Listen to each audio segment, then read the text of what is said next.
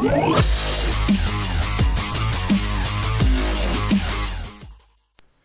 guys, it's Ash, and today I'll be sharing a new Town Hall 9 trophy troll base, and this base has been amazing. It's been doing exactly what I wanted to do, which is win some defenses and not be 2 or 3 starred as well. As you can see from my defense log, lots of successful defenses, some 1 star, but as you can see the defenses that I lost 1 star were very close, 52%, 54%, but mostly wins and 1 stars. Haven't been 2 or 3 starred yet. But now since I'm in Masters 3, I'm going to be facing more Town Hall 10 attackers, and obviously as a Town Hall 9 base there are limitations on defense. Now, before I get into showing you guys the speed builds of this base and defense replays, I want to first talk about the base mechanics, the way I built this base to work. So basically, in order for this troll base to really work, you're going to need the attacker to attack you from one direction, the southern side.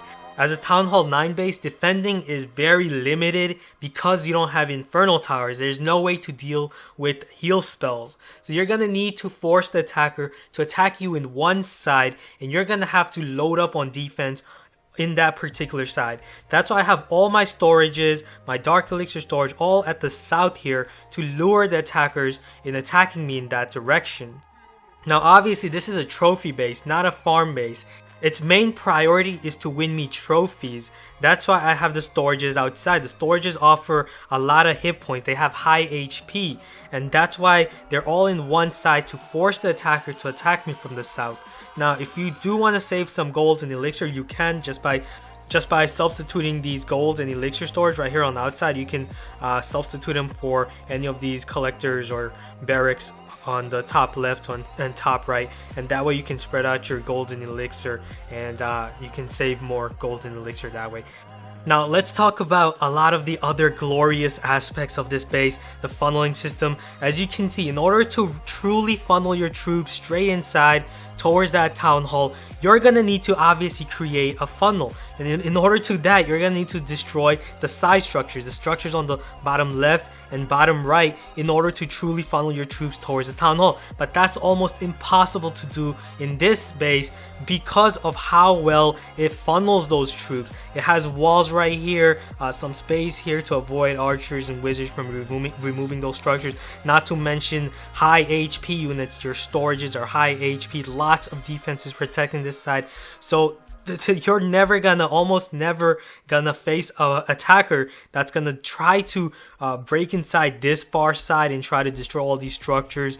And same here on this bottom right side, you're never gonna face a attacker like that. And even if you do, and even if they do somehow remove all the structures on the bottom left and bottom right, they're gonna run out of firepower to then jump over these walls, the floating walls here. As you can see, floating walls, that's gonna force wall breakers to go after this compartment right here. They're not going to open up these walls, and these walls are also placed far away from the reach of the Archer Queen to target the town hall. She's not going to be able to target the town hall over these floating walls.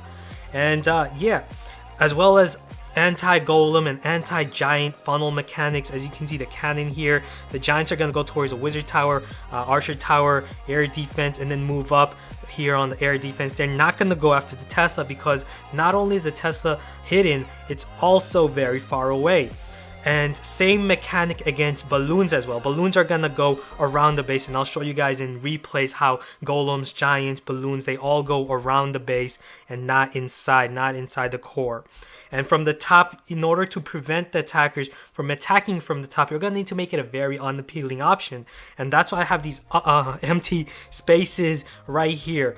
The reason I don't have any building inside here in this empty space is to force those troops to funnel towards the left, the top right here. They're going to funnel towards the bottom if they come in from that direction. And from the top right, they're going to funnel towards the bottom right if they attack from that direction. Same with balloons, giants. Balloons are going to go after the cannon, but the next closest is that archer tower, that defense. The air sweepers are just too far away from here. So that's going to force balloons to again funnel around here. Same with giants. They're going to go after the cannon, giants and golems. Then they're going to go after the archer tower. Even if they place a jump spell right here in this empty space, that giant or golem is not gonna take that jump because that air sweeper is just too far away compared to that archer tower. Same thing with any other troop, any melee ground troop like Barbarian King, P.E.K.K.A. They're gonna go around in this funnel. They're gonna ignore the jump spell because there's nothing inside this empty space, nothing here. If I had a builder hut, then that would pull the troop in. If they place a jump, the Barbarian King's gonna jump inside to go for the builder hut and then go for the next builder hut here. But since there's nothing in here, it's an empty space, those troops are not gonna ride the jump spell. Not only that, you have a heavily protected town hall. Look how protected that town hall is. You have two heroes, king, queen. You have that clan castle that's not going to get triggered until troops pass this trigger radius right here, as you can see, protected by the floating walls. And you have skeleton traps, giant bombs, multiple red air bombs right here, and those red air bombs are placed in a very well position to prevent lava hounds from triggering them. And if the lava hounds do come from this direction, they're gonna get hit by that seeking air mine and another seeking air mine, two seeking air mines. You have air sweepers blowing back in the bottom right here as the balloons funnel around. They're gonna have a really hard time attacking this base, going for that 2-star if they attack from the south and try to go for the loot at the same time as well. Okay, now I'm going to show you guys the speed build, and then I'm going to show you guys some defense.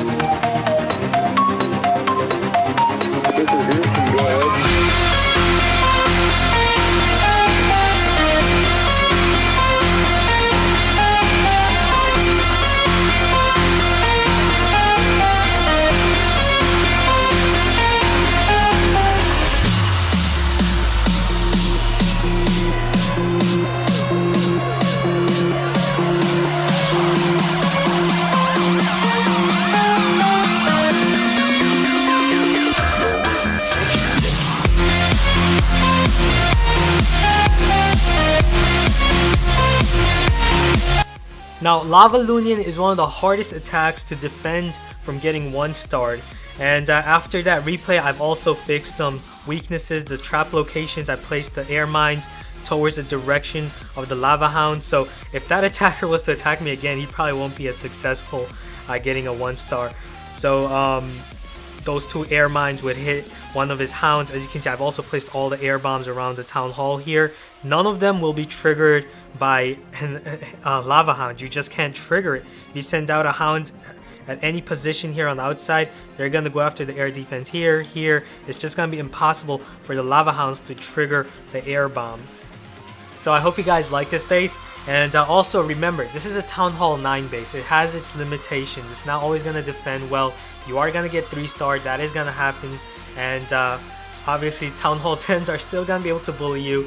And also, this is a trophy base, not a war base. Also, this is a trophy base, not a war base. A lot of times, a lot of people use my trophy base for wars and they're not that successful. It's because it's 2 different environments. In war, you're going to be facing a lot of Golaloon, Goho attacks. But when you're trophy pushing, you're not going to face those attacks as often.